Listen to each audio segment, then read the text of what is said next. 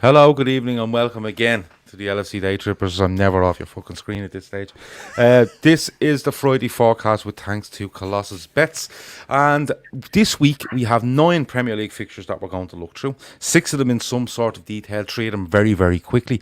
And then we're going to be putting up a syndicate on Colossus Bets tomorrow. And you, the people that are viewing this, are going to make the choices. Not me, not Joe, not Kieran, not Paul, not anyone to do with the LFC Daytrippers. It's going to be you. So when it fails, you know I'm coming for you.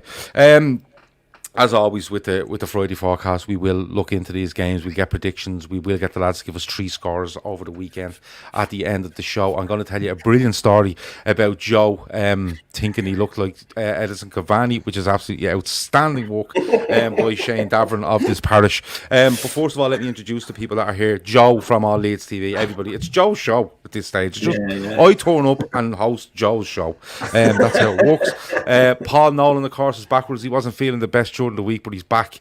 And a debut on the show tonight for Kieran from at Rivalry Aside TV. Kieran, I'm going to start with you. You're very, very welcome.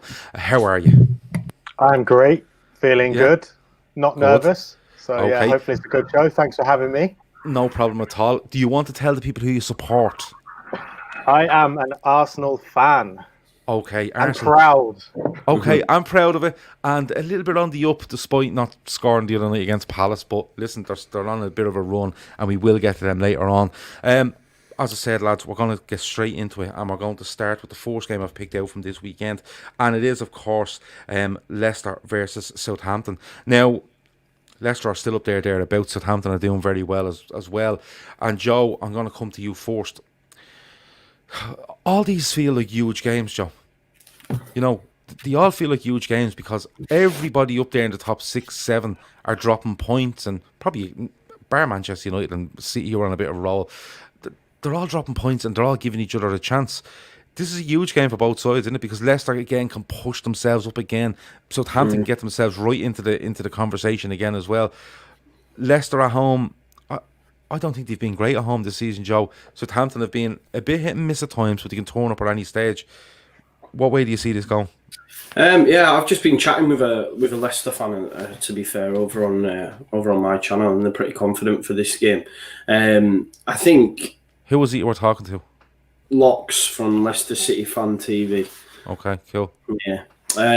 But yeah, they're pretty confident for this game. I mean, and listen, it always gets brought up, but he made a good comment in saying, like, when they beat them 9-0, the difference in the sides isn't that great. They're still the same side. So, Leicester should have too much for Southampton, to be fair, as good as Southampton have been this season.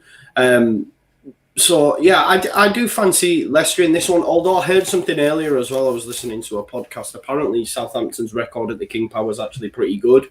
So, like Chris says there, Mike could go down the middle. But like you said there, no Ings is a big shout. Obviously, Jamie Vardy, he's on fire, and we were chatting about that, 34.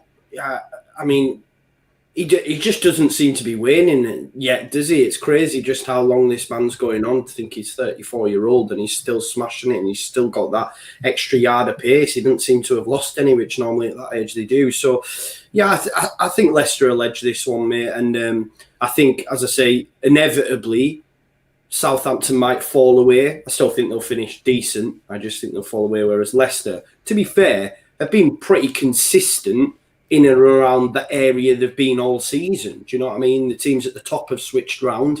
Tottenham were top, you were top, now they're top, that team across the Pennines. But, Leicester have been pretty consistent in and around the area. And, I fancy Leicester to take this one. If you look at Leicester, they're fourth in the league. If they win this, they'll go to 35 points. They'll be a point off Manchester United.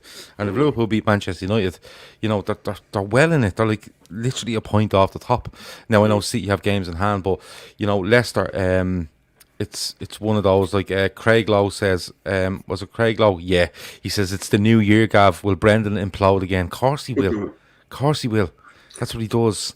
I'm waiting for him to win the league now, and then people absolutely hammer me for it. And I'm ready. I'm ready for it to happen. But for me, you're right on Vardy. He just keeps going and going. But I think they've tailored the game a little bit to him now. He doesn't seem to work. He seems to just flow. and float, and then just does it in bursts now. And then he's 34. I don't care how many Red Bulls and blue wickets you have before you go on the pitch. It's going to take an effect on you at some stage. Paul, you look at this one. Danny Ings, according to Chris, won't play tomorrow. That's a big blow for them, because I think when Ings plays, he gives them that level of threat that makes teams think. Whereas I think if he doesn't play, teams feel a bit more confident and go out and try to dominate Southampton. Is this like Southampton win at Leicester last season after being beaten 9-0 at home with them? They win at Leicester last season. They take more points than Leicester after that 9-0 game, believe it or not. Well, it's not hard to believe, because 19 points in 23 games, Brendan Rodgers. But when you look at this one, is this one where, if Leicester want to stay up there, these are the games you have to win. In all fairness to Southampton, they are the games you have to win, aren't they? Yeah, they are. And for me, as was put on the screen before, I think the home form is a real concern. And, you know, Vardy's been doing great, but the vast majority of his goals have either come from penalties or they've come away from home.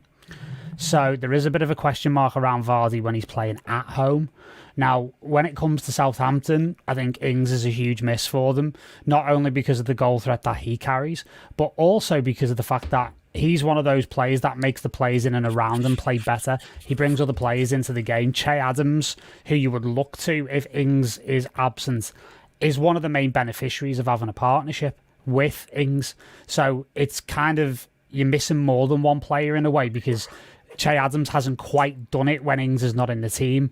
I think as well, it depends on how Southampton want to play it as well, because if they do play that really high risk, really high line, you have got, again, even though Vardy's home form is under question, you are vulnerable to the counter-attack. Another aspect to come into this, because like I've mentioned this before, but I'm really into like FPL, so I look at this as like a double game week. Basically, there's 2 fixtures for most teams this week.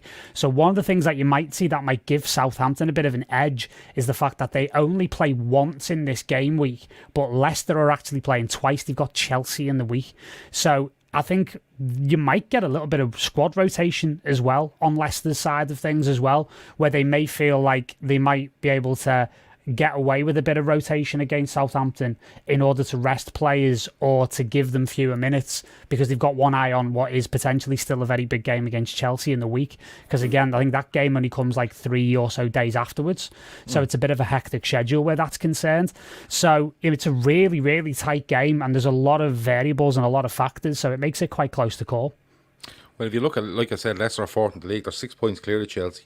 If they go and beat Southampton tomorrow, Chelsea's a huge game for them, because Chelsea will be a marker that they nearly set themselves by. I think Chelsea are at the start of the season, I don't care what Frank Lampard spent. He's Frank Lampard, and I'm sure Joe will agree with me. 4th place, I think, is Chelsea's level for me. So I think if Leicester can look and go, we're 6 points or 9 points clear of them, with so many, it'll be half the season, won't it? They'd fancy themselves, and I think you're right. Chelsea is an absolutely massive game.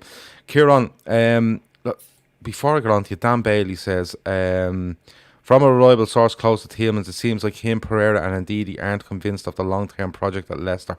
Slightly off topic. Well, I'm not surprised. But they were part of the long-term project last season when they decided to stop playing football from the 26th of December onwards. And they took us... like COVID went on a break in March. These fuckers took a break in December. They had 9 months off. They had 9 months off, these fuckers. They all got flip-flops at Christmas, didn't they? Unbelievable. Unfucking believable. But, Kieran, looking at this one, before I get predictions off you all, when you look at this, you know, Southampton, as an Arsenal fan, I suppose, taking from an Arsenal point of view, if you look at Southampton and where they are, and then you look at Leicester where they are, as an Arsenal fan, do you look and go, these are 2 clubs we need to target, we need to keep a track on, because Southampton are overperforming for me, and Leicester, I think, are overperforming.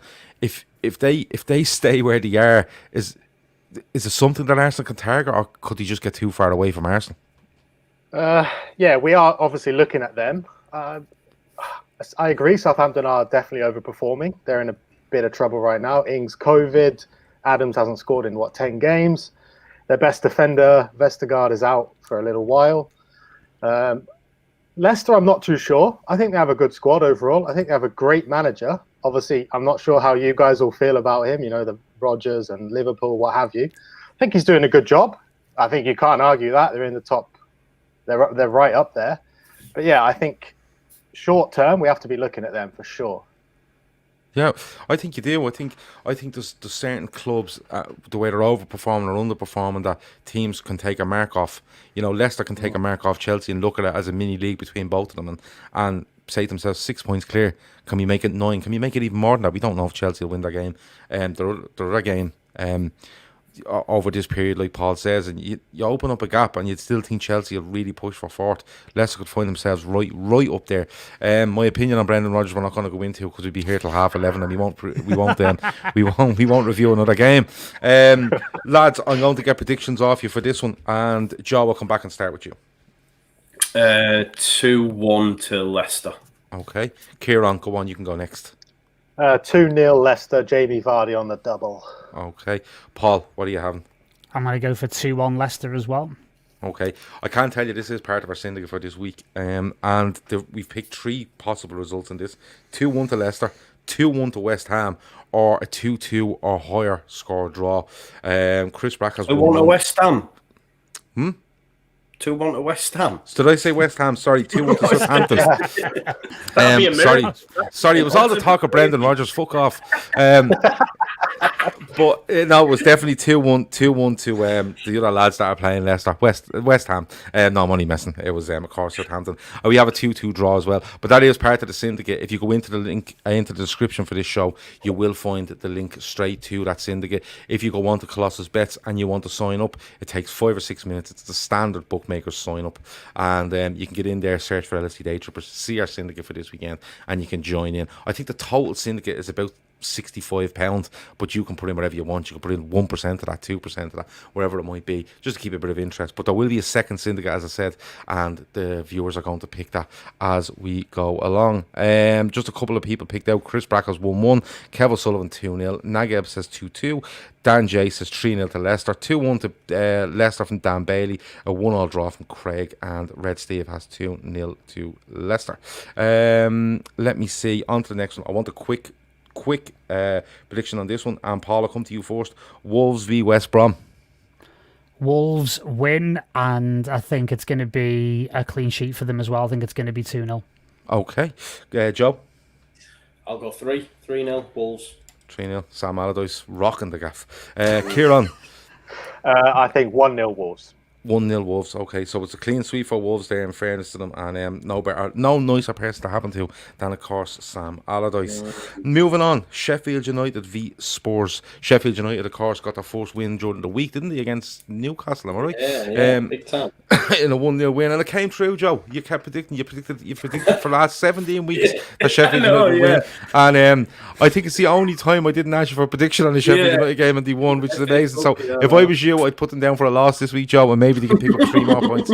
But look, Sheffield United do pick up their first win of the season. It is against Newcastle. It didn't surprise me, really. Like, Liverpool drew away in Newcastle, and how they drew was beyond me. You know, couple of bad decisions in front of goal, couple of good chances missed, a couple of bad refereeing decisions, in my opinion. But Newcastle they always seem to do is just float through a season and then might have a good 4 or 5 weeks, and then they're safe, and then they just go back to being Newcastle. But it's a bit of a weird one. Kieran, I'm going to come to you first because, like, you're an Arsenal fan, and I'm sure you love talking about Spurs. So this is one, you know, Spurs, bit of chink of life for them there as well, with Liverpool out of form a little bit. It's bunching up a little bit. They do have a draw the other night at home as well. What way do you see? They have to react here? I don't care if Sheffield United won during the week. Spurs need a reaction here, don't they? Oh, 100%. They keep getting a goal. They keep sitting back, and then they keep conceding. Few 1-1s. It's just, I don't know if it's Jose or if it's the players, but they've got the quality there. I hate to say it, but they've got the quality to be competing. But yeah, I think they do need to massively bounce back. And there's no better team to play right now than bottom of the table, Sheffield. I think that the win that they had was massive fluke. So I'd be happy to play them every week. Yeah, I think like Sheffield United, like, is it 1 win in 17 games? Yeah, is that right? 5 points or something. Yeah, 5 points, and you're nearly at the halfway stage. Like, they are in serious danger If it, like, all it'll take is a heavy defeat somewhere, or 2 heavy defeats, and they'll just capitulate. And I think Derby's record is 11 points over the season, and that could be in trouble. That could be genuinely in trouble if Sheffield United go another 5 or 6 without a win. It could absolutely be in trouble. Paul, Spurs, Kieran's right. They do get goals and then they sit and their quality to me, I think Spurs' quality is sit by all means, get a goal, but don't sit then go out and stamp your authority because of the quality of player you have. But like Kieran says, I don't know if it's the manager or if it's the players. I do. It's the manager, isn't it, Paul? Yeah. Well, yeah, I mean, it's full on shit house, isn't it? Do you know what I mean? It's classic park the bus, arsehole football, basically. You know what I mean? That's what they're about. And again, if you not to get into Man United stuff too early, but you see Rashford's comments today about, penalties and all that stuff under Mourinho. Like, you know what you're going to get.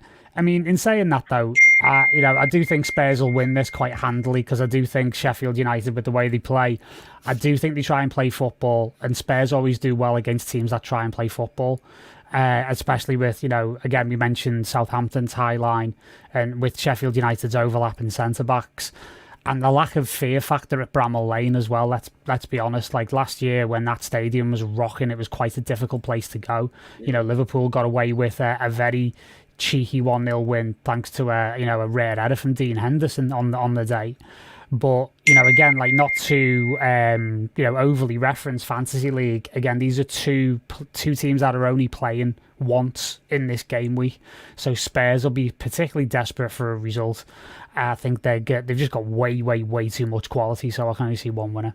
Yeah, Joe, when you look at this one, like Rivalry Aside TV, they're just ganging up on us now. They're putting fellas on our shows, and then they're lashing in comments. They're just ganging up, like. How dare they? I don't mind. You can comment all. We don't care. Relying heavily on Kane and Son, and that's something that's been it's something that we've said all season. Yeah. I get it when it works, Joe. I get it when it works, but sometimes teams will just be able to, no matter how good Son and Kane are, teams will start to cop them and start to nullify space that Son wants to move into. They'll put their centre back up against Kane, and they'll put their defensive midfielder up against him as well, and try absolutely suffocate him. But I genuinely don't think Sheffield United are that sort of side. I think they've gone from being well drilled to being probably well drilled, but just not having the energy to do it. I fancy Spurs heavily here. See, I always give them a chance. See, here we go. No, yeah. I've given you every opportunity to back down, Joe, and you refuse to. I do. Listen, apologies for the notifications as well. I don't know how to mute them on my laptop, and people are hammering me in the comments, so my bad.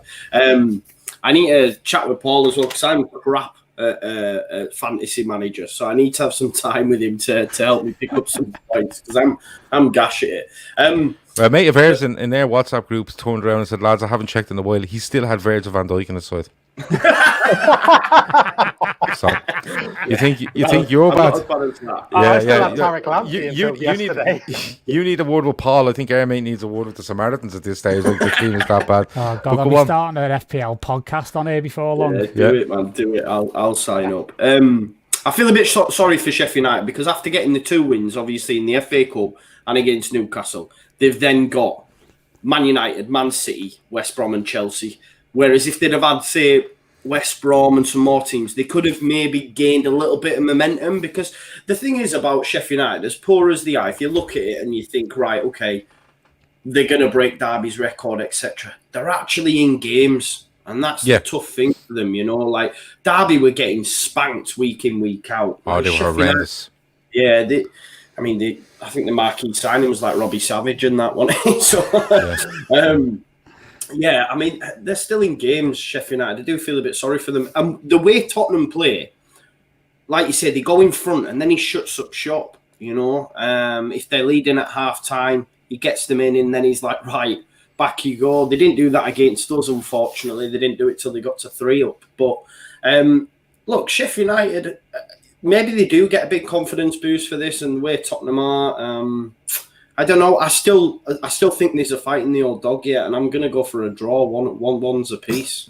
Oh, I'd say, man, if Wilder's watching this, he's going fucking mad now. He is.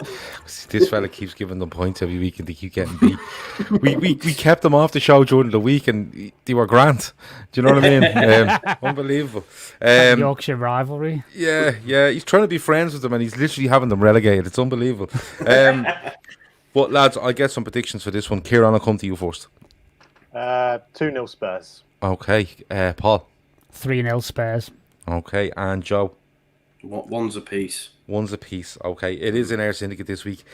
We haven't given Sheffield United much hope. We've gone for a 2-0 or a 3-1 win for Spurs in that one. Moving on, Fulham v Chelsea. I only put Chelsea in, right? And this is the truth. I only put Chelsea in because Joe was on, right? And the reason is that I couldn't. If you told me not to talk about Chelsea at the end of the season, I would have no issue. But every time I say to Joe, "Are you free on Friday?" He goes, "Yeah." Immediately, I check the Chelsea fixture to try find a reason to talk about them. And you know, it's. I always leave Joe to last on Chelsea because he has a rant about Lampard and I like it. So, Kieran, I'm going to come to you first. It's another 2 London clubs and Fulham get that draw away at Spurs the other night. You know, like you said, Spurs go ahead. Fulham are showing a little bit of life here, aren't they? Fulham, yeah, you said Spurs, but I think you mean Fulham. Sorry, Fulham. What is wrong with me? Yeah. Second show of the day. Same for me. Mate, I don't know. They got a point against Spurs, though, didn't they? They got a point against Spurs. They got a point against Spurs, but Fulham, they genuinely are. They're showing a bit of life. Yeah, they've had about 4 or 5 draws in the last 6 games. So Scotty's got them playing, and we spoke about this game on our show earlier. And I said I have a little feeling about Spurs in this. See, now I'm doing it. Spurs. Yeah, no, you're doing it. Now I'm doing it. Wasn't West Ham, no. Yeah, oh god, I have a good feeling about Fulham at home in essentially the Fulham derby. I was going to say a 1-1 draw, but then I got peer pressured by Avi into saying, "Oh, it's going to be 2-1 Fulham." So who knows? Lookman, I've got a lot of faith in Lookman. So is this Avi Hansford? That's yeah. I'll have a word with him. Don't let him do that sort of stuff to you. If you're watching Avi, if you don't open your mouth again to Kieran about his prediction, it's none of your business.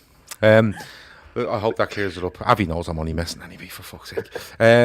Paul, when you look at this one, I'm going to be honest with you. Like, Liverpool play United this weekend. City are starting to motor a little bit. Leicester look like they have a favourable game in there as well. Chelsea could be caught adrift if they don't start picking up the pace.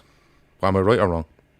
Absolutely. And, you know, it shows that just because you go and spank loads of money against the wall and go and get all these glamour players in doesn't necessarily mean it's all going to work and it's all going to gel.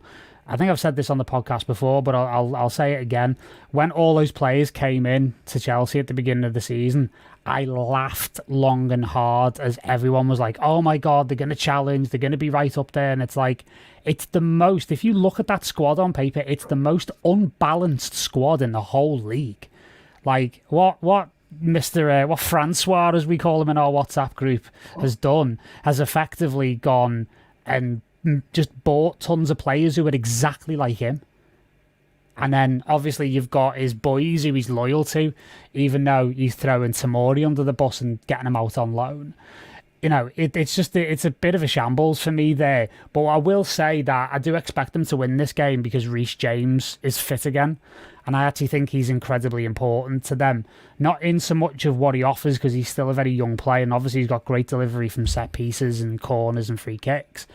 But it's the fact that he balances the team out a lot better. Like, the Chelsea formation does look a lot more balanced with him in it. So I do expect Chelsea to get a result here, but Fulham do look very dangerous. I do like their forward options. I do like Bobby Reed. I do like Lookman.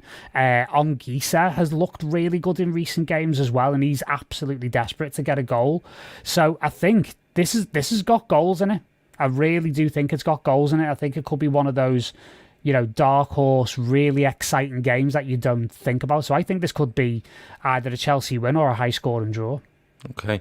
Jacob Zimmerman says, "I just came in and once again you were talking about anything but not about the Liverpool match." Jacob, Let me tell you how this show works, right? It's the Friday forecast, and Jacob knows this. He's winding me up. I know he is. It's like the fella that told me last week that Paul Pescasolido's face is on the quarter in Canada, the quarter coin in Canada, and I got really excited. But this is how it works. We have all the fixtures for the Premier League. We talk about them. We have got an Arsenal fan, we've got a Leeds fan, and we've Liverpool fans here. So we leave those three clubs till the end. We get these Egypts out of the way, all these other clubs, and then we go into the last three, if that's okay with you. But I think you're right. But the one thing I will say to Paul is that I watched Fulham earlier on in the season, and right up till they played Liverpool, in my opinion, they were way too naive in the way they were trying to play. They were trying to play across the back. They were trying all sorts of stuff that was going on. They were getting picked off all over the place. I watched them at home to Everton. I think they get beaten 3-2 in the end, but Everton could have been out of sight. Every time Everton looked like even attempting to go and get the ball off Fulham, they could have scored. It was ridiculous. The change in them has been they're being a little bit more direct, they're being a little bit more safe with the ball, but they're pressing way higher up the pitch, and they're trying to protect that defence by literally going and saying, listen, we just put pressure on the other side rather than giving them space and putting pressure on us. And I think that's helped them. Now, they have got 5 draws in the last 5, but in fairness, that's 5 points in 5 games. Before that, it was 1 point in 5 games. So they're on the right trajectory. Joe, I'm going to cheer you up before I tell the story about the Ellis and Cavani stuff. Right, in the chat, Joe, I've seen Tommy Tuchel mentioned. I've seen Nagelsmann mentioned. I've seen the guy that turns up at Chelsea every couple of years, hitting when they need a manager. I've seen Avram Grant. So the talk is that, listen, Frank, book up your ideas, they are out. I think you'd be sorry. I think you'd be sorry to see him go, because I think that's a massive outlet during these difficult times for you. Yeah. Do you know what? I can't wait to just say I told you so. I've been on so many, and people talk so much tribe. There was a period of time where I was worried that he was going to get hyped into an England job at some point during his career. You know what I mean? Love that. He's that much of the media's darling. He's Frank Lampard, but it's just not going right for him, is it? And him and Jody Morris are both, inept for me. And he's been found wanting, like Paul said, man, he's spending all that money. For me, you've got to be in a title race. I don't care. People will say, it's too soon. They need time, etc. But Abramovich will be expecting a title race. They're in ninth. He's got the worst points per game record of any Chelsea manager under Abramovich. Does talk of him spending a lot more money in the summer. They've been linked with some huge names in the summer. I don't think he'll be getting it. I don't think he'll be in a job. I mean, Avram Grant apparently was going to come into the coaching staff. He's come out and said that's not true, but there's no smoke without fire, and it'd be beautiful to see old Avram just walk in and manage them till end of season, till they go and get someone of note. People are talking about Werner scored against Morecambe. I mean, Havertz got a hat-trick against Barnsley, and he was the best thing since sliced bread, and then he's gone missing. He's gone missing. So, yeah, we'll have to wait and see. And look, Fulham's turnaround, let's not forget, Paddy Power paid out all bets after 3 games that Fulham were going to get relegated. So I think Scott Parker's done a fantastic job. Fair play to him. And I think they might do it. But go on, Gav, go on. Oh, no. Well, Jacob Zimmerman comes back and says, I was once meat and now I'm a steak, Gav. You've roasted me. I'm only messing with you, Jacob. You do this to me every week. I just thought I'd reply this time. Spurs 18 just says, give it Giggsy. So I really like that one as well. So fair play to Spurs 18. He does mention the unbeaten record has to end at Liverpool at some point. We will get to that later. I promise, because if I don't, Jacob will be filing legal papers against me. But the thing for me is, on Lampard and Chelsea, they had a transfer ban, right? And I think what they done was they went on a PR exercise and they said, what we do is we bring in Frank Lampard. Lampard. Players though. Yeah. No, I know that. I know this, right? But I think they're forward planning, and I think Frank Lampard's not part of that plan. But after a decent season last season, they said, well, can we fuck him out? No, probably not. And I don't know if them signings are his, and I'll tell you why. No. If Frank Lampard signs them, genuinely goes and signs them players in the summer, right?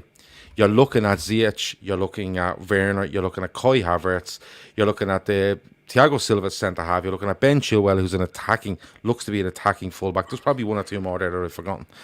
And for me, that's a side that they're going to go out and say, listen, we have Kante, we have Thiago Silva, we have Kovacic, we have the fella that skips and runs and does all sorts when he's taking penalties. His name's gone out of my head. Jorginho, right? Napoli, that's it, right, Jorginho. but we have a Reece James. We have players there that can be a solid base. The goalkeeper issue was a farce, right? And how it went on for so long was unbelievable to me. But to me, that looks like we're going to be solid enough, but we have so much attacking talent that we're going to overwhelm teams. And the big thing for me with Lampard is, regardless of who we signed, he has absolutely and utterly bottled every big game he's come to this season for one reason and one reason only, right? He has not been in any way shown one molecule of bravery. At home to Liverpool, I'll tell you what to do. Go back and watch Liverpool tip off the ball against Chelsea at Stamford Bridge at the start of the season. Liverpool, who always play the ball back, the centre-back gets it and he puts it over and diagonally into the corner, right? Chelsea, when the ball is tipped off, Timo Werner, who's the furthest player forward, runs back towards his own goal, right? At home in a Premier League game, he runs back towards his own goal, right? They do nothing against Liverpool. They go away to United and they're awful. They're home to Spurs. They don't create. They haven't got. They're absolutely swept aside by City. They have no bravery in them. And I think it's a mixture of two things. One, he's not very good, and two, the players that he has, he doesn't know what to do with them. You know what I mean? Yeah. I think Frank Lampard is more suited to young players or run-of-the-mill players, or a bit of jack of all trades sorts of players, and you get a tune out of them. But this much talent, I don't think he has the capacity to go and do what Chelsea fans and fans of all over the country expect him to do. And ultimately, he will not be the Chelsea manager for very long. And on that as well, just on the signings, I was on 90 Minute the other week and a Chelsea fan had said, like, apparently, and I didn't realise this at the time, but he's really big on Declan Rice and the club ain't. And there seems to be a little bit of standoff there. Frank really wants Rice and the club ain't that. So you bang on the money there. That some of these signings that were brought in probably were nothing to do with Frank. Do you know what I mean? Which is always a recipe for disaster. Anyway, I think, personally, needs to be signed off by director of football and the manager to say, yeah, let's do this. Do you know what I mean? But if you look at the style of player that they've signed, I think it does have a Tuchel or a Nagelsmann written all over it. A top-heavy side that look to be fairly solid at the back, but they're going to try to play quick attacking football and overwhelm teams. And you can do that in the Premier League. You can be absolutely flat-track bully and just take that games against the top six and see how you fare. But Lampard's shown nothing of that. And I just hope he gets... I hope he goes because I'm sick of the media narrative around him. But I hope he stays because I absolutely adore the fact that you hate him that much, and we get to talk about it every week. That's being perfectly honest. Where's he going to rock up though? That's the thing, innit? Lampard. He's going to have to go to Brighton or something when Potter gets the sack, which will just be beautiful, man. Now go back to the Championship. He's a Championship level manager. Let's be honest. Yeah, but the thing is, he's managed in the Premier League for 2 years now. Like, and the ego of Frank Lampard, and the media telling Frank Lampard what he is will nearly insist on the fact that you have to have a Premier League job.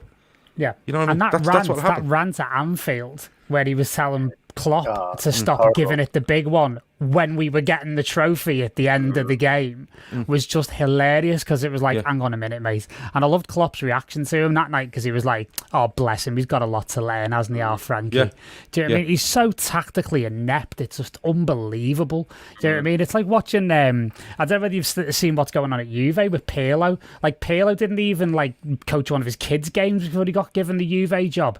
And he started off with formations and Frank's doing the same. It's like, mate, it's not FIFA. You can't play with 6 attacking midfielders and expect to win a game here.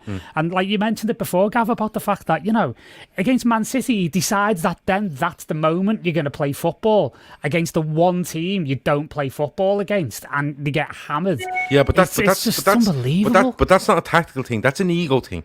Yeah, that's an ego thing. And the whole thing about Lampard or Anfield last season was Chelsea were getting spanked around the place.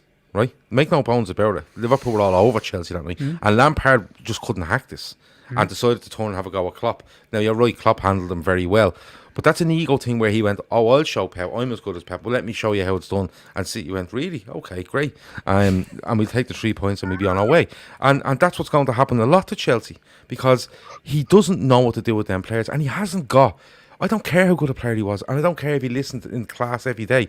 He doesn't have the tactical nous. He does not have the tactical nous to go and win not only big games but mediocre games. It wasn't long ago Chelsea hadn't beaten a team in the top 10. You know what I mean? You seen how worried he was with the fact that he's played such a strong lineup against Morecambe. I think the best thing for me was he's called out and hung his players out to dry against Arsenal. Then the next game against City, he's like, yeah, but they've got Kevin De Bruyne and they've got Sterling and they're so good. And it was like, give over, man, will you? Like you said, who gives a shit? But Chelsea, for what they have in their squad, could have been set up very well to A, deal with City, and B, threaten them. Because they have got Werner, who's lighting them fast. You've got Havertz, who's really, really good. He could have literally went for a really solid back four. He could have put Kante and Kovacic in there and went, listen, you's going nowhere. Go absolutely fucking nowhere. And we're going to put two lads out. You see, I would have put Werner right up top and try to exploit pace. And I would have put two lads working hard either side of them. And in a 4-2-3-1 and be really solid and say to ourselves, listen, the two wide lads, and Werner especially, balls over the top, we're going to try to hit City. They done none of that. They came out and just went, let's just tip and tap around him, let City take the ball off us and score. It was horrendous to watch. And that's all down to Frank Lampard. Chris Brack says, I'd love Chelsea to get Tommy Tuchel. If you think Joe's rants on Lampard's are good, wait until the Gav starts on Tuchel. I fucking can't stand Tommy Tuchel. I despise the man. And I've never even seen him talk. And that's been honest with you. I've never seen the man talk. I've only seen him on sidelines, and I fucking hate him. So it's just one of those. I fucking despise him. He's a little prick, he is. Where am I going here? We better do some predictions. Kieran, give us a prediction. Like I said, 2-1 Fulham. Okay, nice one. Paul? I'm going to go 2-2, actually. Okay, nice one. Joe? One apiece. I think one apiece. One apiece. Okay, no worries. I think Chelsea edge it. I think there's been a lot of draws in Fulham, but I think Chelsea will just edge it. As Angio Chill says, why do you hate him? Don't even start me. Do you know what it is about him? It's the way he carries himself. And he was the manager of Dortmund when they came to Liverpool in 2016. Right, and he's come in there. Klopp had left, he'd come in. He's managing Dortmund. They're winning in a Europa League game, but it was the way he was getting off the bench and he was trying to roil people, and he was giving, and like he's going on, he's throwing these big like uppercut punches and all. He's about fucking 7 stone wet through. You know what I mean? I don't even know like what's going on with him. So from that day, I just didn't like him, and I never will. Doesn't Klopp do the same on the sidelines? Yes, Klopp reacts and Klopp gets thing. But if you watch Tommy Tuchel do it, he's nearly looking for the opposition to do it to him, and he's trying to be something he's not. Because you look at him and you're going, listen, you don't come out with that shit. Do you know what I mean? You just don't. Yeah. He is known as being a bit of an arsehole as well, to be honest. Well, it doesn't surprise me. I'm not going to say that surprises me. Yeah, because Dortmund won't take him back, and he's basically like shit out with everyone at PSG. And I think like his reputation's been damaged, to be honest with you, because I think he likes to play the politics inside of a club. So it'll be interesting to see where he lands up, but I don't think he'll land up at Chelsea. Yeah, Dan J feels the same way as the way I do about Tuchel. He feels the same about Nagelsmann. I don't know, but listen. Oh God, Red Steve. He says rumour has it Tuchel once drank Guinness out of a Coors Light glass. I've done that because of a lack of Guinness glasses. So Red Steve, don't start me. All right. No, Red Steve's a good laugh. He's always good laughing to chat, but I just don't like Tommy Tuchel. You know what I mean? And I want to keep Frank Lampard because it annoys Joe. If that's okay with everybody. Next one. I want to move on to. Want to get a couple of quick predictions. One quick prediction. 2. West Ham v Burnley. Joe, go. 0-0. 0-0. Jesus. It's going to be a terrible game, though. You must be some fun at parties, Joe. West Ham v Burnley, 0-0. Paul? I'm going to go for a West Ham win. I'm going to go for a 1-0. Okay. And Kieran? 2-0 West Ham. 2-0 West Ham. In our syndicate, we have got 3-0 to West Ham, 2-1 to West Ham, or 2-1 to Burnley. The next one up. City v Palace. Joe? Quick one. 3-0 City. Yeah, I think that's fair. Paul? I'm going to go 2-0 City. 2-0 City. And Kieran? 1-0 City. 1-0 City. They're struggling for goals. They're struggling for goals. Look at their last few games. Yeah, they haven't scored a hell of a lot of goals this season. They've got De Bruyne as a false nine, haven't they? So yeah, Palace can show up away from home the odd time though. You know, remember Andros Townsend's goal away at City that time? Do you remember? It was an absolute peach. And then he started letting his hair grow all weird, and his career's gone downhill. But it might be back to normal now. He might got his hair cut, so he could score at the weekend. Game number 4 in detail: Leeds v Brighton. Joe, Yes. I'm gonna go first with you this week, because I know you'd like talking about Leeds as a Leeds fan. Always. Where do you stand at the moment, Joe? Because it was shaky for a while. It's come back a little bit for you.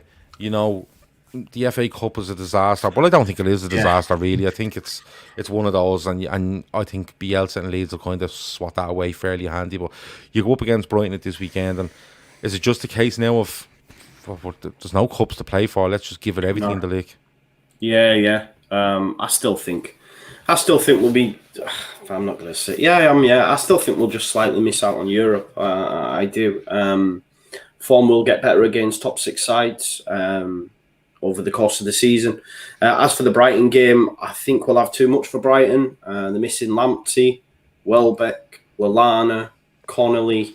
I spoke to a Brighton fan midweek, and he said, like, we don't know from one game to the next what Potter's going to do. They haven't won in 9. I found out earlier as well, they haven't won a Premier League game in January ever.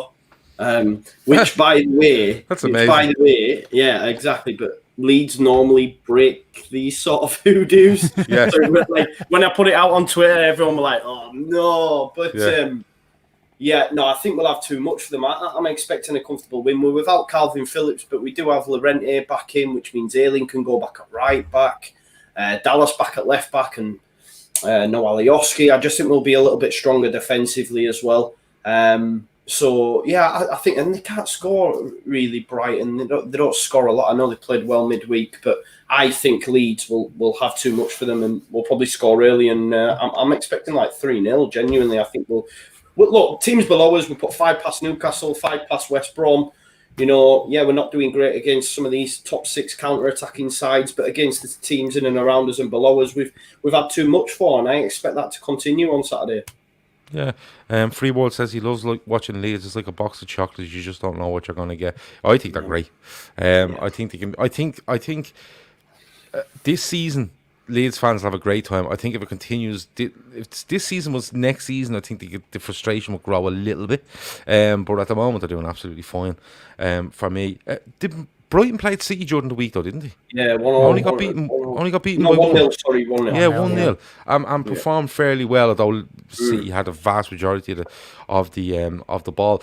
Kieran, when you look at Man City, when you look at not Man City, when you look at Leeds, and you kind of when you look at Leeds and you see where they want to go this season, is it a case of somewhere between 10th and 14th?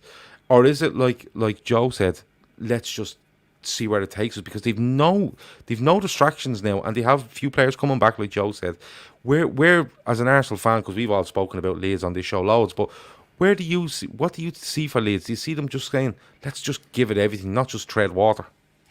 Well, that seems that's exactly what they're doing, and I think by doing that, that's probably where they'll end up, between that 10th and 14th. They're obviously at the minute, I don't know I think they've scored 33 and conceded 30 or something like that.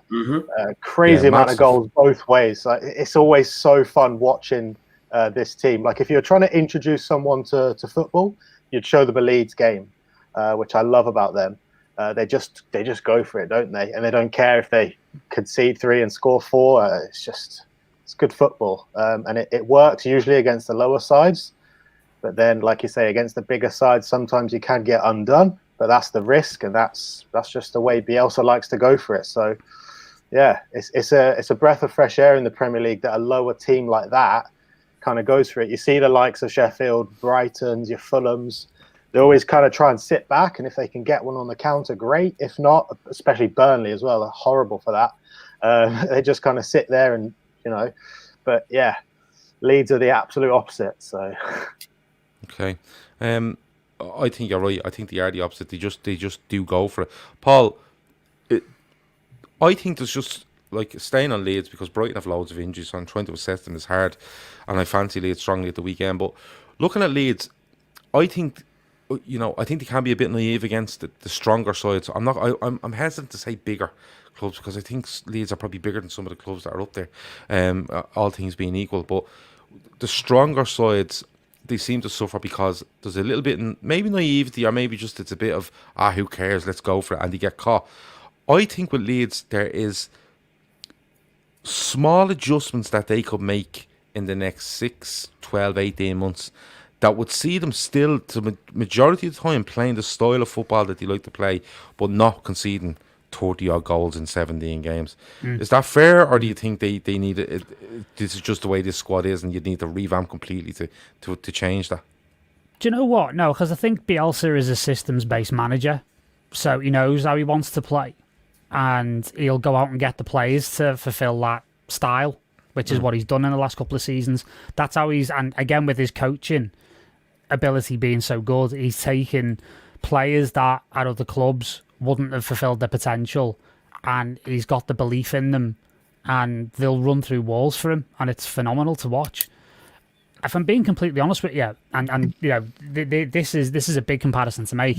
I'm not saying that they're going to go all the way we did, but they remind me of early Klopp Liverpool in a very, very specific way, where a lot of the time they are quite naive and quite gung-ho, but a lot of the time they're running around like headless chickens. And it's a million mile an hour, and it's the yardage game of like, let's see if we can outrun the other team. And that can take you quite far, and it'll win you games that you wouldn't normally win just on work rate alone.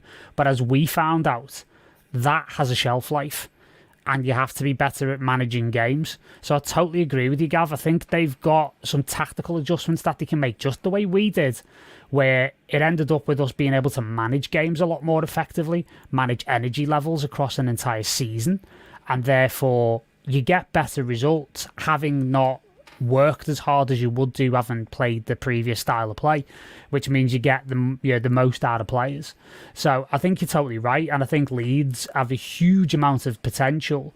I actually think, and this is going to sound like a bit of a weird thing to say, but I think their big problem could be Bielsa himself. Because Joe is going to hunt you down. Well, a dress will be supplied after the podcast. He's more than welcome.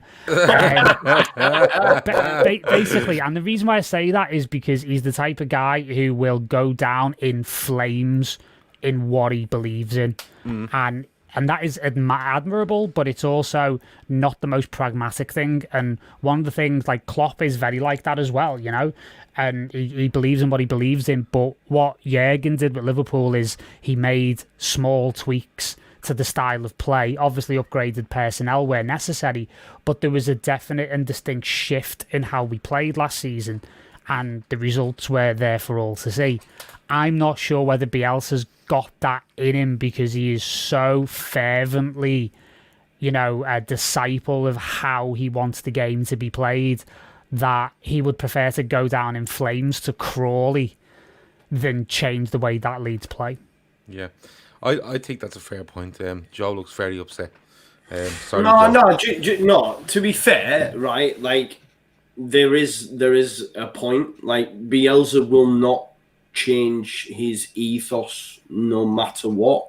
But what Bielsa and the club and Rads and Orta and that have done, they're really building something at Leeds United, and Bielsa's not going to be here forever. We get maybe 2 seasons max out of him, and then someone else is going to have to come on, and it'll be very much built in that same mould though. And you might find at that point that there might be a little bit of pragmatism, but under Bielsa you're never going to get it. You are never going to get it. But the way that we do progress under Bielsa is by personnel. And let's be honest, I mean, look at Liverpool. They brought in Van Dijk and Alisson, took them on to a next level. And I'm not saying we're going to get players anywhere close to that level, but the way we progress in the short term under Bielsa is by improving the personnel we bring in. Look at Rafinha, paid 70 million for him, come in, and he's lit it up. Rodrigo maybe hasn't done as much, but he was much better than what we had previously. Centre-backs, unfortunately, have been injured. But, we won't do out in January, I don't think. We never have really under this regime, but I think in the summer we'll go again, 2, 3 players, 4 maybe. Then it takes us on another level, and the mistakes that we're making against top 6 sides become less and are cut out. And we have more, I guess, players that are aware and can sniff out danger, like someone like Liam Cooper. He's come from League One, made his way up. Maybe he doesn't have the mental quickness or someone else we might be able to bring in the future. It's just, I get what you're saying, though, about him changing because he won. He's too long in the tooth to even consider that now anyway. If he was young, fair enough, but he never has changed, and I don't think he ever will. So I don't think he will either. No. Joe, I'm going to go back with you on this. So, Kieran, prediction on this one? 3-2 to Leeds. Okay, lovely. They score a lot, they concede a lot, but just going to pip it. Nice one. Paul? I'm going to go 3-0 Leeds because Brighton can't get a cow's arse with a banjo at the moment, and their front line changes week to week, so I don't give them a chance in this one. Leeds all the way for me. Joe? I've said 3-0 all week as well, just due to their injuries and that as well, and exactly like Paul said, they can't scoff toffee, so I'm taking 3-0 all day.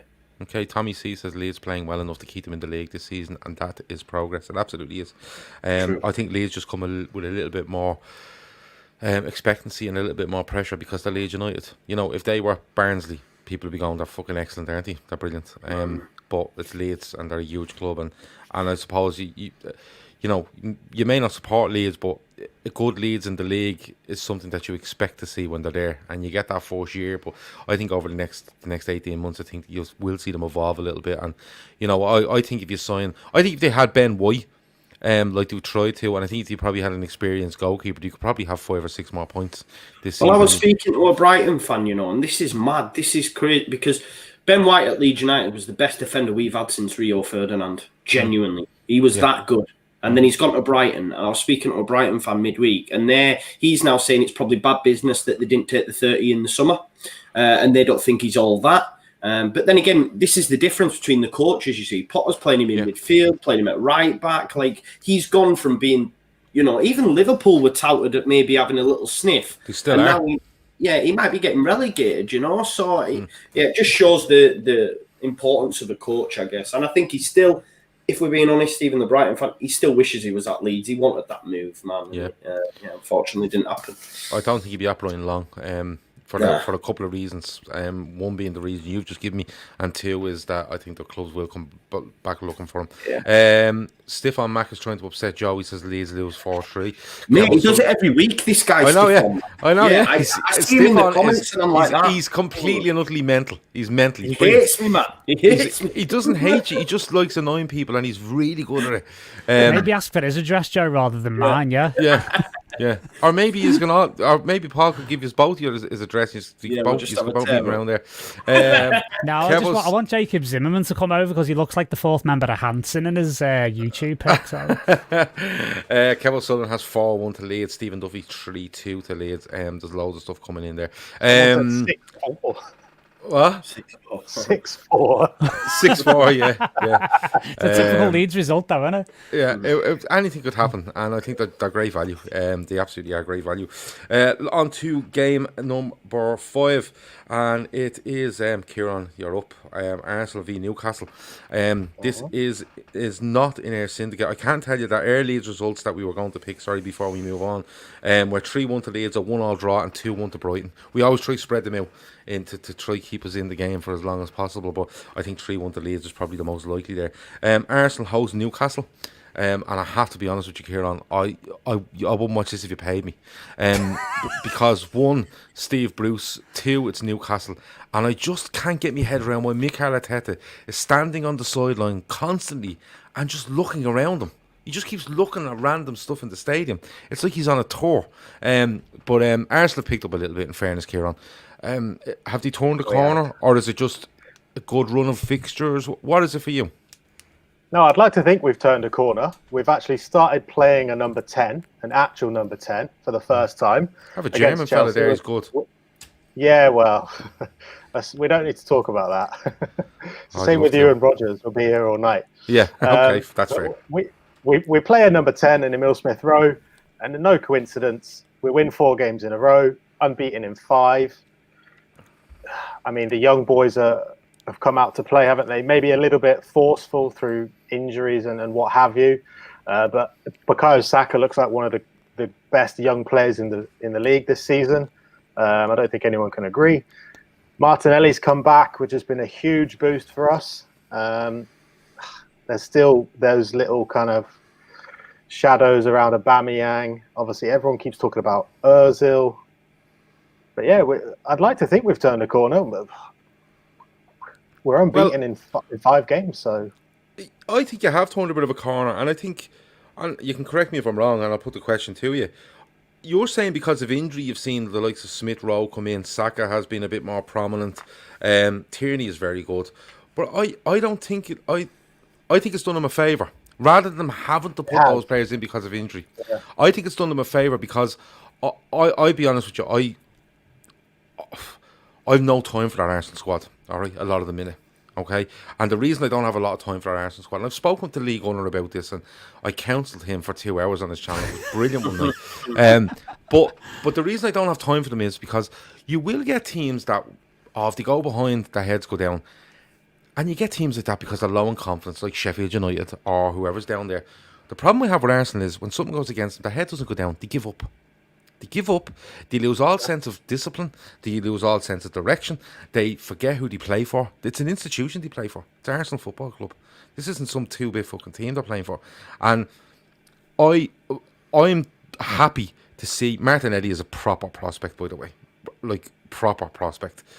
But Martinelli, Smith Rowe, Saka, Maitland-Niles should be getting more game time. I don't know if he has in recent games, but he's really, really good. Tierney is really good. Centre-half wise, they're just mental. Arsenal, the maddest club in the world, centre-half. Yeah. But, you know, Leno is starting to show a little bit of form. Bellerin is brutal. The quicker you get rid of him, the better. I think he's a bad influence at the club at this stage. But they're starting to show, for me, Kieran, and I don't know if you agree, but they're starting to show some fight, some direction, and some positive reaction to adversity. And I think that is a massive thing. And I think if that doesn't show Arteta, who was on the brink for me a couple of weeks ago, if that doesn't show Arteta that the big names aren't always the best, it's the fellas that want to actually learn from you and put the time in for you. If that doesn't show him, I don't think anything will. Yeah, no, I've been saying the same, that there's probably only 5 or 6 players in the first team at the moment who I would personally keep. I'd get rid of the rest and build around them. And those are the ones that play with passion. And they fight for the name on the front, not the name on the back. And they're Martinelli, Saka, Tierney, Gabriel, the new centre-back, and Leno, and Partey. But again, he hasn't really been played too much because of his injury. So he'll be like a new January signing as well. That's 6 players there. The rest of our first team are pretty, I would say, average players, quite toxic as well. Why we signed Willian, I don't know. Pepe is not suited to this league. Bellerin, like you said, toxic, definitely lost a step. Xhaka, don't get me started, the amount of red cards he gets, he boos his own fans. It's a joke, quite frankly. So yeah, 100% I agree with everything you've just said there. But it does look like they've started to just kind of have a bit more fight in them. So long may that continue. But I still think Arteta has a long job left on his hands.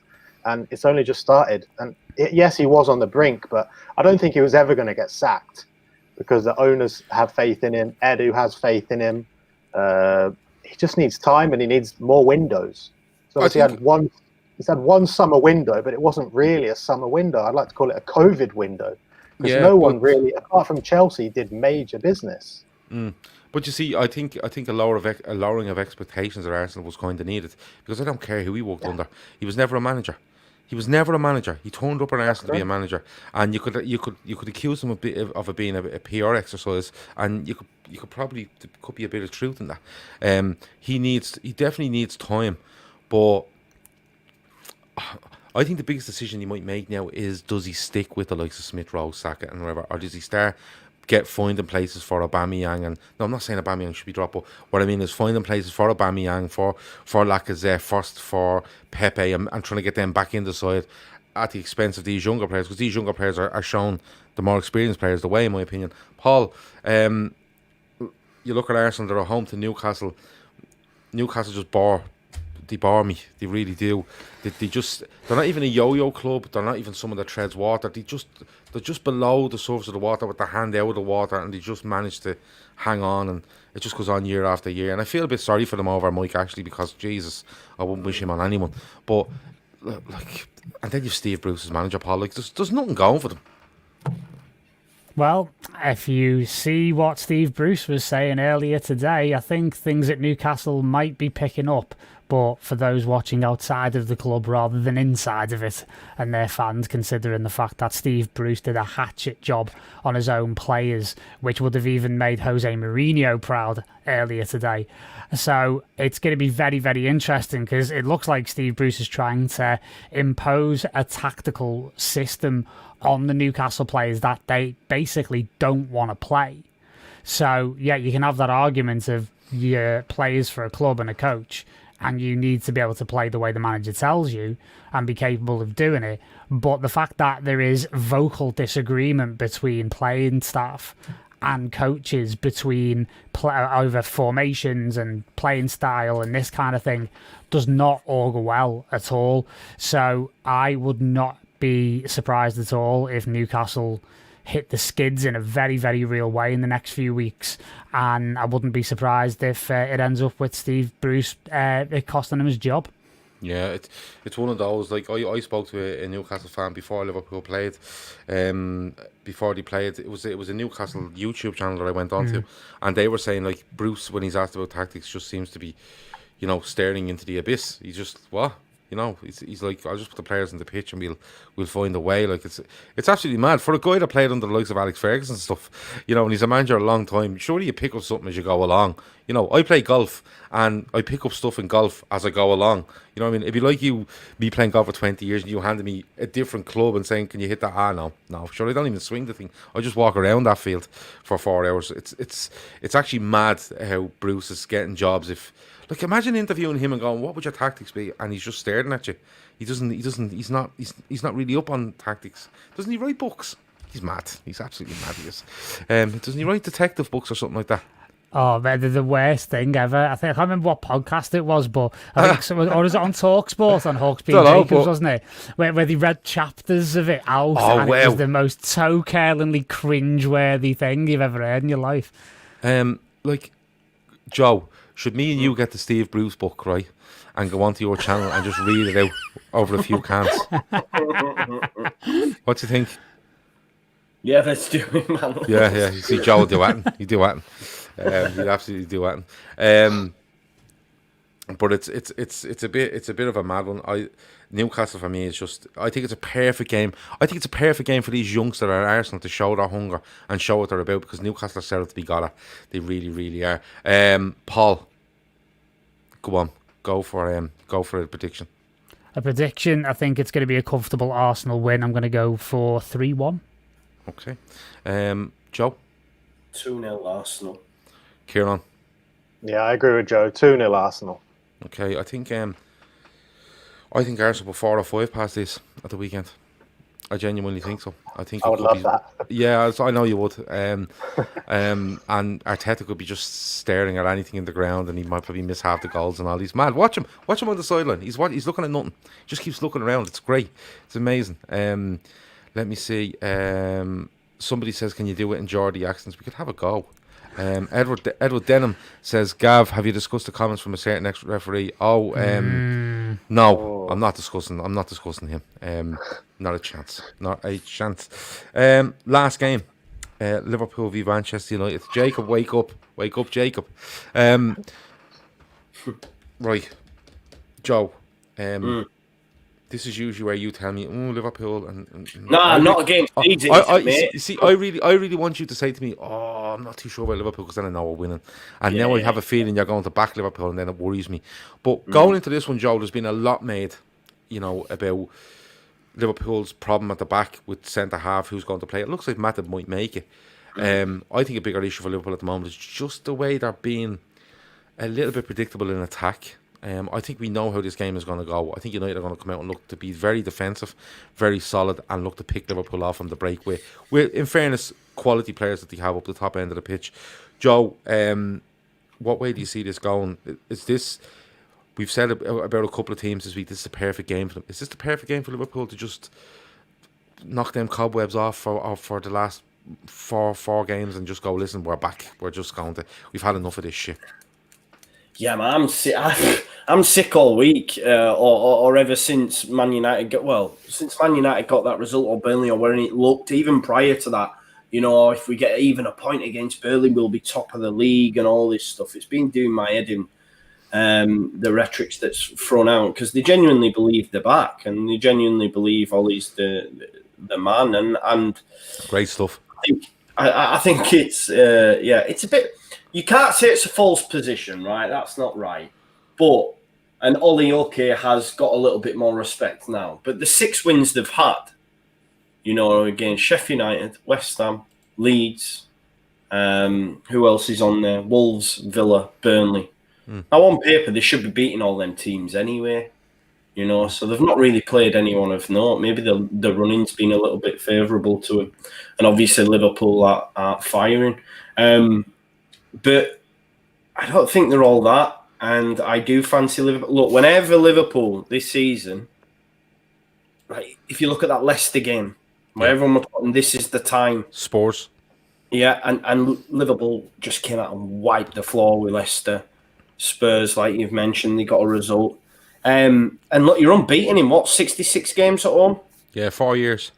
Yeah, well, there you go. It'll be 4 years, and I think it'd be 4 years in April. Yeah.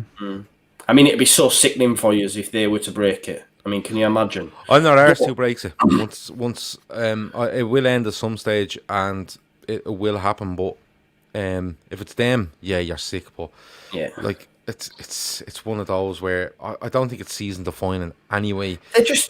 They're just buzzing, aren't they, mate? Because it's first time they've been there since Fergie left. They're all getting a little bit carried away with themselves. I think it's the first time in a very long time, especially at this stage of the season, that they've been top of the league since Fergie left.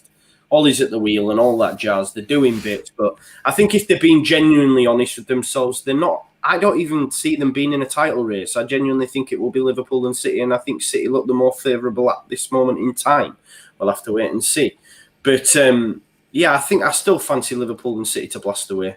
Maybe the points difference won't be as big as it once was, but it'll still be a difference. I think Man United will come in third. And I'm hoping in my heart, like I want Liverpool to come out and do a Leicester-esque style performance and absolutely blitz them.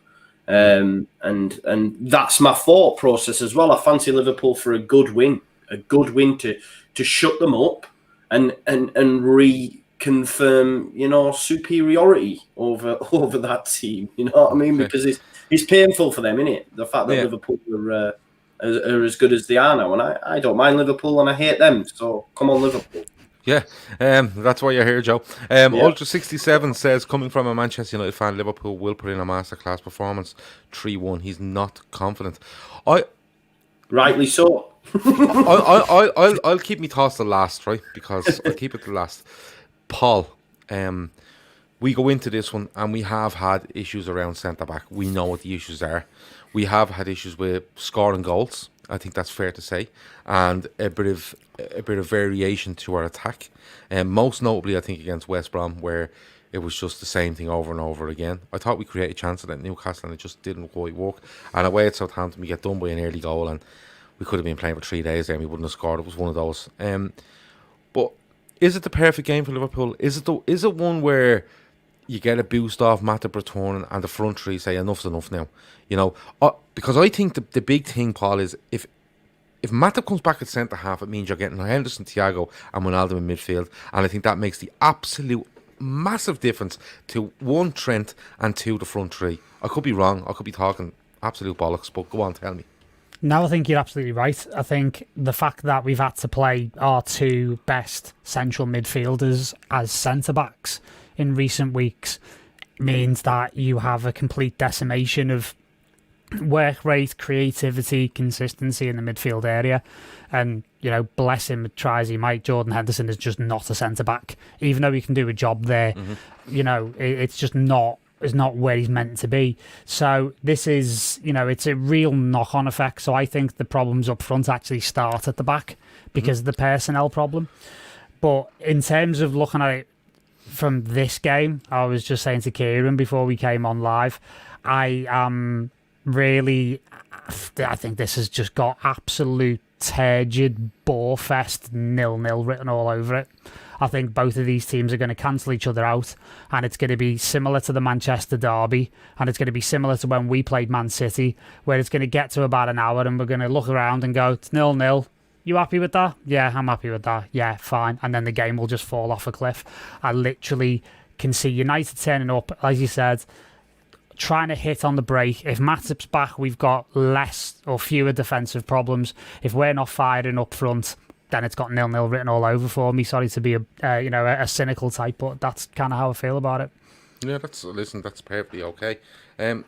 Kieran, as a man looking out in from the outside like Joe is, you've seen Liverpool, and don't get me wrong, Liverpool are 3 points off the top of the table and people are telling you they're horrendous. You have a Manchester United side that people don't believe are playing well and are top, and I think they deserve a bit of credit for that, because people keep saying to me, oh, well, they're not even playing well, and I'm kind of going, well, how many times have I seen people say, well, that's championship form, that's champions winning form if you're not winning. Now, I know there's a bit more context to it than that, but when you look at this, A, do you see Manchester United in a title race, and B, what way do they approach this weekend? With Liverpool the way they are, but it's still Anfield, it's still away from home, and it's still the champions that are going to go and play. I think Man United are in a title race. I think the table doesn't lie. I think at the start of the season, 5 games in, the table can lie. You've got Everton who have won the league after 4 games that they were saying. Remember that. But now we're at a point where the table doesn't lie. Now, they are getting a bit lucky here and there, deflected goals, VAR decisions going for them, at both going forward and going back. I think Shaw should have been sent off. A few of the penalties here and there. So they have been getting lucky, but that's just classic Man United. We shouldn't expect anything less than that. Fergie time goals after the final whistle, things like this, It's just classic. But the way they'll approach this game is, like you said, defensively. I think they'll sit back. They'll see how you boys kind of come at them. Obviously, for you, having Matip back would be a huge boost, because let's be honest, Henderson at centre-back, it just throws your whole midfield off. Mm-hmm. You need him in the middle, really. And, yeah, I think you're due a big performance. You've had a lot of draws recently.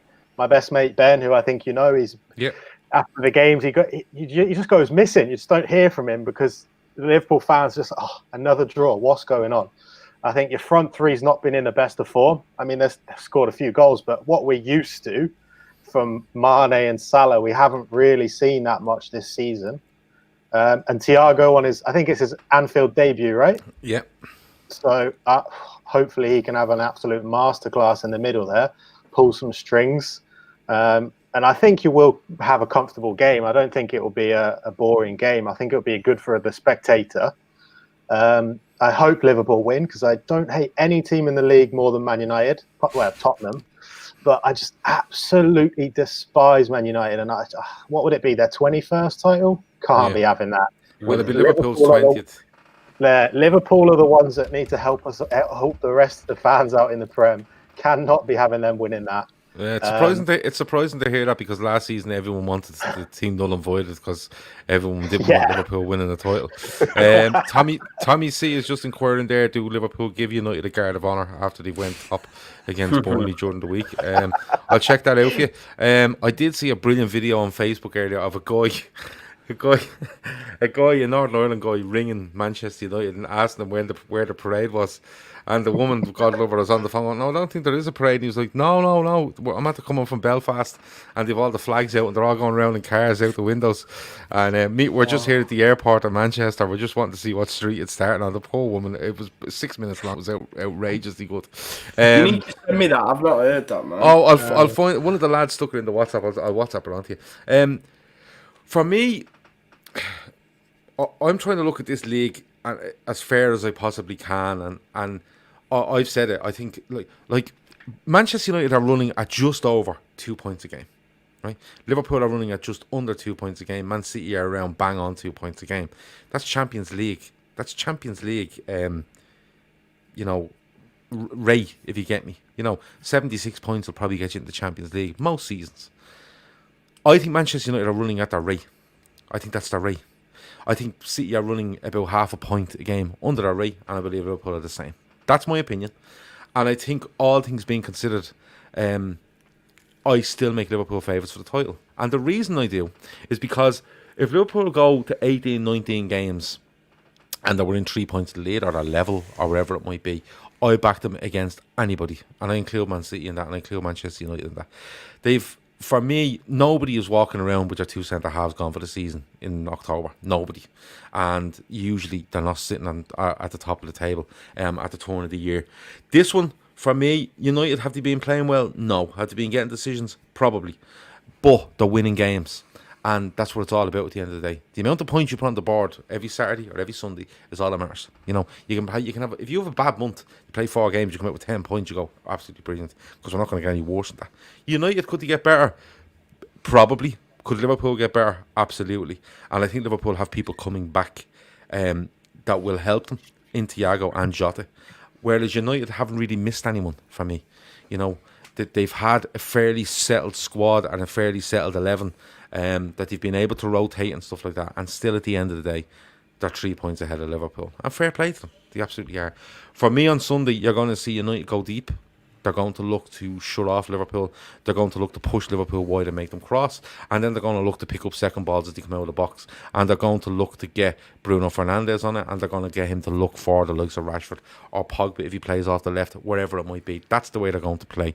Their change might be Cavani after 60 for a Greenwood or whatever, depending on how the game's going.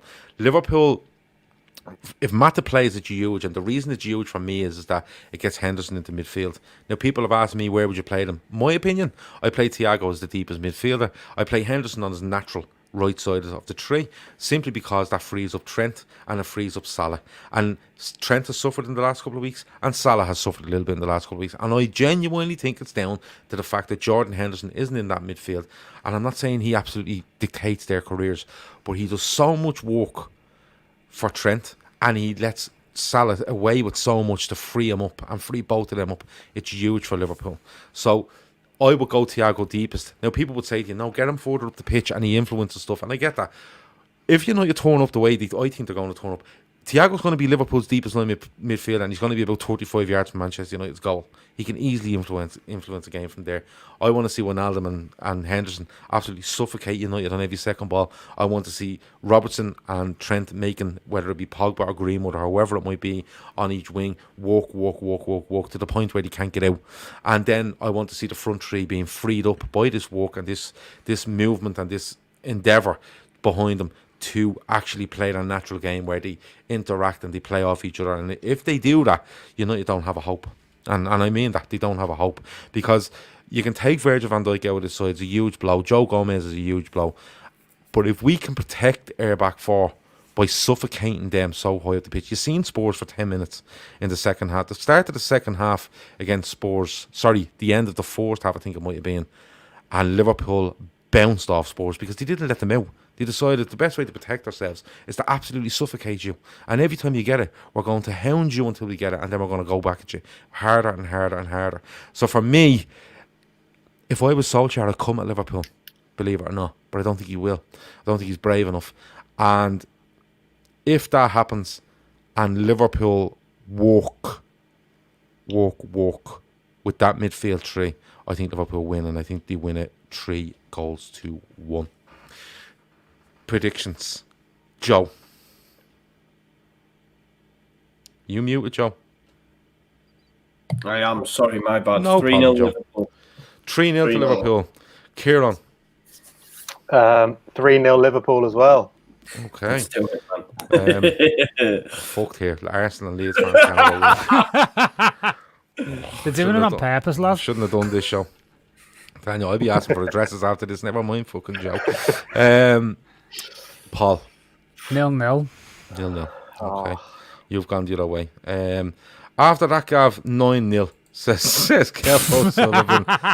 Kev, I could be completely wrong. I'm not the oracle. I'm not an absolute expert on football. I've just had a big think about this, and I just think it's huge. Not only to have a centre-back at centre-back, but it's huge to what player that frees up, in my mind. Mm-hmm. And I don't want to... people that say Henderson deepest, I want to see him over on that right-hand side. I want to see Trent and Salah look and go, aha, he's back. And they just go and do what they do. Because I think they so do what they do when Henderson is there. And I really do. I have a feeling in me. I think 3-1. Rajiv has 0-0 or 3-1 to Liverpool, edging towards 0-0 right now. Paul's got into his mind. He's absolutely got into his mind. Avo's going with Stefan Mack at 4-1 to Liverpool. There was a United fan in there, Ultra 67. He believes Liverpool will win as well, but you never know. These games can go any way, and you just never know. Before we go, we need the viewers to do something for us. And what I'm going to do is I'm just going to pick a name at random. And that person, if you're watching, you just shout at me a prediction for these titles that I give you, okay? Stefan Mack, I'm going to let you go first. Stefan Mack, I want the correct score for Sunday. I want the correct score from Stefan Mack, please. I'll write these down as we go, okay? Let me see. Mr. STOCKLEY, who says, hit the like button. It takes milliseconds. Do it on your way in or your way out. That's absolutely fine. Mr. STOCKLEY, I want to know if there will be a penalty, yes or no. Okay. He's sticking for 4-1. That's a bet on. I wouldn't bet on this myself. I'm only messing. Anything can happen, as I said. Mr. Slackalot needs to let me know if there'll be a penalty, yes or no. I'm going to give all our guests a go as well. So, Joe, sending off, yes or no? No. No. Okay. No for a sending off. I'm waiting on Mr. Slackalot says 2 penalties. So that's a yes. Ooh. Okay. Kieran, goal in the first half, yes or no? Yes, from Liverpool. Quickly on this though, while you're doing this, what we do on ours, every Man United game, penalty bingo. What minute are they going to get a penalty? Okay, all right. I might try to do that. We might try. We won't give you a prize. We give away enough. But we could do something. We could tell you you're great, or we could ring your man and tell you you're great, or something. We could do something like that. Paul, LFC corners. How many? 9. 9 corners. Okay, Mr. Slackler. Dan J. I've seen his name there. He away corners, Manchester United corners from Dan J. That's what I need off Dan J. And Ultra 67. In fairness to him, he says, Gav, I remember CFAX years ago before we started getting all these live matches on Sky, live match on the radio and CFAX flashing up the scores, the good old days. Yeah, page 302 on the BBC used to get you into all the football. Do you remember that? But Ultra 67, while you're there, do me a favour. I have Dan J on away corners, and I want you on Ultra 67. How many cards do Liverpool get? How many cards do Liverpool get? So let me know, Ultra 67 on that. Ultra 67 is on the cards for the home team. And Nageb says, me Gav. Yeah, you okay then? You can have the away amount of cards. Nageb, tell me the away amount of cards. Dan J has gone for 6 away corners. So we're just waiting on home cards from Ultra, and we're waiting on away cards from Nageb. You're laughing at something. Go on. 98th minute penalty for United, retaken 8 times. There you go. From Freeworld. There you go. Absolutely amazing stuff. While we're waiting, we're still waiting on Ultra 67 to give us an answer, and we're waiting on Nageb to give us an answer. No, Nageb said, come on, ask me. So, come on, give us them. I'm gonna substitute you out. Oh, will Liverpool 1 yellow? Okay, obviously because Clattenburg opened his mouth, Liverpool are getting everything. And Nageb says 4 away cards. Okay. Yeah, before you go, I need to tell you the story about Edison Cavani, right? So I don't know how this come up, but one of our lads tagged Joe on the internet the other day, on Twitter, and said, and this is what he said to me, he went, Joe, he's a dead ringer, right? It was Edison Cavani. Night Stalker, right? I watched the Night Stalker. I don't know if any of you have seen I haven't watched it yet, so no spoilers on what happens. Go on, tell me. No, yeah, so he now I know that he looks like the Night Stalker. Edison Cavani. Yeah. But why was this person tagging you? Were you talking to where mate Davo about this? Well, I put it on Twitter. Watch the Night Stalker. Okay. So Davo, Davo sends Joe a tweet with a picture of Edison Cavani, just saying, dead ringer, right? Hashtag dead ringer. And Joe, instead of copping that he looked like the Night Stalker, said, "Who me?" Joe thought that Davo was comparing Joe, as you can see him now in the flesh, to Edison Cavani. I swear, when I say I nearly dropped the baby laughing, it was unfucking believable, right? And then we just started messing with Joe. We started doing pictures of Edison Cavani with Joe's head on it and all sorts, and loads of gifts, and we had loads of fun with it. Because, Joe, one thing you will learn, and anyone that knows us will learn, give us an inch and we'll take miles and miles and miles. And it went on. But the only thing is, Joe was a brilliant sport, and doesn't get offended by anything. Avi's put it in the comments. Joe looks like Max Branning, and I've Max had that. Branning. Max Branning from EastEnders. Yeah, maybe so. Cavani is John Wick, says Stephen O'Connor. Fair enough. Richard Ramirez, the Night Stalker. I've listened. I don't know if you watched the Night Stalker. It's brilliant, man. I've listened to a couple of podcasts on him. Mentler, absolute mentler. Let me see. What's this? Gav, you would have done a Dan Bailey then last December. I don't know what that means, Rajiv. But let me know what it means. Ultra 67, just going back to the football, he says, I do think an early goal, a red card and a penalty too. Oh. Cavani is Tarzan. That's a show. That's an absolute show. Cavani is Tarzan. That's amazing. Yeah, that's good. I don't know what Rajiv is talking about. Them 4 lads, man, on Twitter, them 4 lads in that pose, man, outside that bar. Oh, yeah. Oh, man. It's got me in stitches, some of the pictures, man. Yeah, our WhatsApp group was a watch with them today of all being put on all our lads' heads being put on top of it and stuff like that. But listen, our WhatsApp group once took a picture of Saddam Hussein, right? Stood in his gear, right? You know, this green gear, right? Stuck a fucking LFC Daytrippers thing on his green army stuff, right? Got a picture of me and aged me 50 years and stuck it on, and then stuck it on the internet. Do you know what I mean? So the lads outside bars like and sticking their heads in, that's nothing. It's, you want to see it. Lad on the top right is off LFC TV. Are you off LFC TV, Paul? Well, if my presenting chops are that good, then I'll take that as a compliment. No, you do look like him.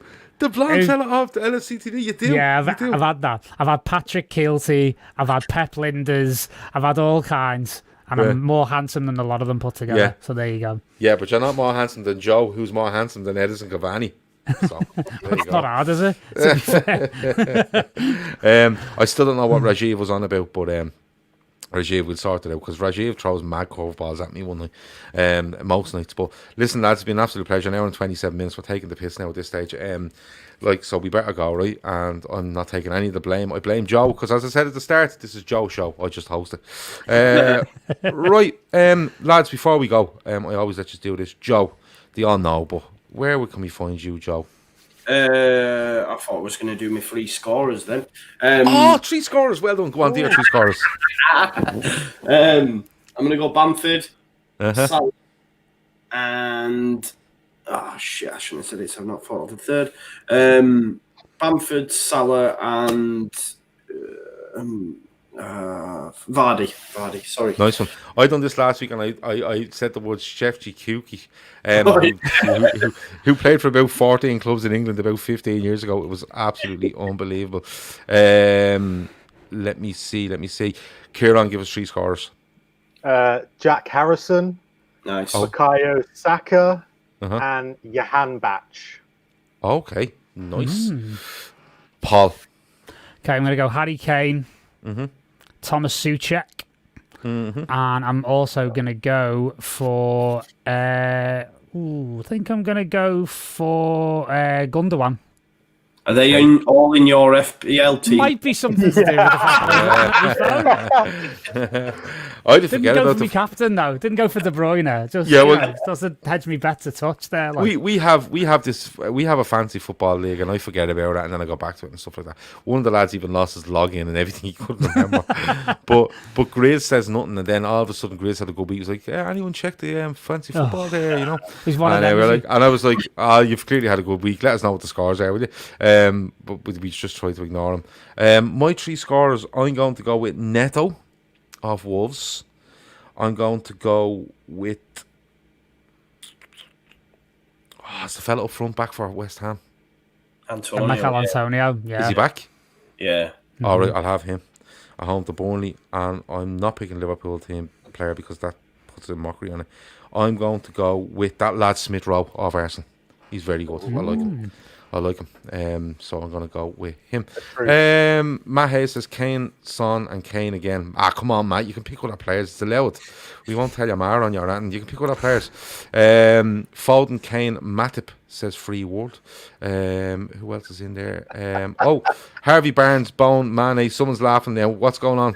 Someone said Harvey Barnes with an equaliser. You know, when that commentator was like, Harvey Barnes with an equaliser. Yeah, Harvey Barnes. Yeah, James Montague says, or Montague. I don't know what way you like it said. James, but Harvey Barnes with an equaliser.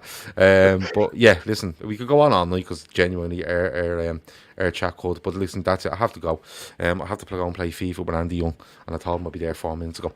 Right, Paul, it's been an absolute pleasure. Oh, Paul, tell us about your new podcast. Yes, so if you're into electronic music and music production and DJs and stuff, Steve on Mac, I love this. That's what I do for a living. I mean, not at the moment because of COVID and stuff, but I work in music production. I've got an online education platform which is called MYT, and we've just launched a podcast called Beyond the Studio. So first episode is Bushwhacker from Leo and Bushwhacker, and basically every week I'm going to be talking to in-depth, sort of Joe Rogan style, to the biggest DJs in the world. So check it out on Apple, on Spotify, wherever you get your podcasts, on the YouTube as well. So check it out. Nice one. And listen, make sure people go and help Paul out because he helps us out every week. When you say Joe Rogan style, he's all smoking the gear and all. What is it doing? No. I'm far too healthy for all of that. But it will be like long. It could go anywhere. You know, there might be a magic mushroom or two consumed at some point. Who knows? Yeah. Okay. Dan J asks, before we get to the lads, Gav, are you the person online Andy doesn't like? Andy likes everyone. He's super fan. Notions. He loves everyone. Joe, Leeds TV, it's all going well, isn't it? Yeah, it's going well, man. All Leeds TV. We're doing a live every night during this lockdown, so we've got still haven't been invited. The reason being, mate, honestly, don't, man. You make me feel bad. That's the whole point. Go on, explain it. Yeah. What were you saying? We've got a quiz, actually. We've got a quiz this Sunday on Kahoot. We get it all on and get it all live and that. So if you've got no better to do, 8 o'clock Sunday night, come on over to All Leeds TV. We'll have a quiz. And it's not just Leeds, it's general knowledge, football, everything, man. Good stuff. I'll see what I can do on Sunday night. Could be washing my hair, you never know. Kieran, Rivalry Aside TV, going well. People need to go and subscribe to that channel too, don't they? Yeah, at Rivalry Aside TV on Twitter and Rivalry Aside TV on YouTube. Basically, me and two of my mates, Liverpool fan, Arsenal fan, Spurs fan. So we basically do similar to this. We go through the predictions of each game and talk a lot of S words. And it's a lot of fun. And I give him a lot of crap for not having won a trophy in, I think, 4,708 days as of today. But you never know. That could end. Aren't you in the final now? Are they? Yeah. Maybe. But in the Manchester City Cup, so I don't fancy their chances. Yeah, no, but there could be a COVID outbreak and City play their under-12s, so you never know. Don't get too cocky, Kieran. But listen, no, someone's asked there what Rivalry Aside TV is about. It's about football, but it's 3 lads supporting 3 different teams, and they go and they have great content. Go and subscribe to them. We will have Kieran or one of the lads on again, because I have told them, listen, you're more than welcome to come onto the show on a Friday or wherever it might be. Joe is an absolute another legend. I'm only messing with him. He doesn't have to invite me on. I know. Listen, his friends probably don't like me, and he's probably trying to be nice. No, it's not. It's the fact that you're gridlocked at 10 o'clock. Because listen, I have other stuff to be doing apart from talking to you at night. Okay. 10 o'clock. I was like, no wriggle room. No, 10 o'clock. I said 9. I did offer you 9. I offered you 9. You need your sleep. I woke up at 2 a.m. to come on this. It's 20 to 4 in the morning for me. Yeah, there you go. Oh, where are you? Dubai. Oh, really? Wow, I didn't know that. Yeah. Wow. Are you on Love Island or what? Should we keep him here for another hour? We just go, listen, you know what, we do the midweek stuff as well when we're I'll here. see the sunrise in a minute. and Joe, if Gav can't make it, mate, I'll fill in for him admirably, mate. So I'll come on anytime if it's a bit late for him. Like, listen, come here. Come here, lads. Joe, we will sort something out, I promise. I can probably do around 9 o'clock. In all seriousness, I work all day in the house. I have the kids till about 7. I try to get them to bed and all that sort of stuff. So 9 is probably my limit. I'm going to be honest with you. I don't just do 10 o'clock to annoy people, genuinely. I do it because that's the only time I can. Unless you want me to sit the 2 kids on my lap while we do it. How would I drink Guinness with the 2 lads hanging out on me? Like, it's not happening. But lads, it's been an absolute pleasure. We're off tomorrow. We're back on Sunday for the Fatback 4 on Sunday night. Loads of stuff coming next week. Loads of great stuff in the week gone by. The Scout Report debuted last night and it was brilliant. I enjoyed every single minute of it. If you get a chance, go back and look at that. Don't forget to like. Don't forget to subscribe. Don't forget to look up all these people's channels as well and subscribe to them. And listen, the more content you can get in these times, the better. It can get you through days. It really can, because I'm climbing the walls and I have 2 kids hanging out me and I'm climbing the fucking walls. So literally go and find all the content you can and go and ignore your kids and listen to Joe, listen to Kieran and listen to Paul, and that's Uncle Gav's recommendation for this week. That's been it. Over and out.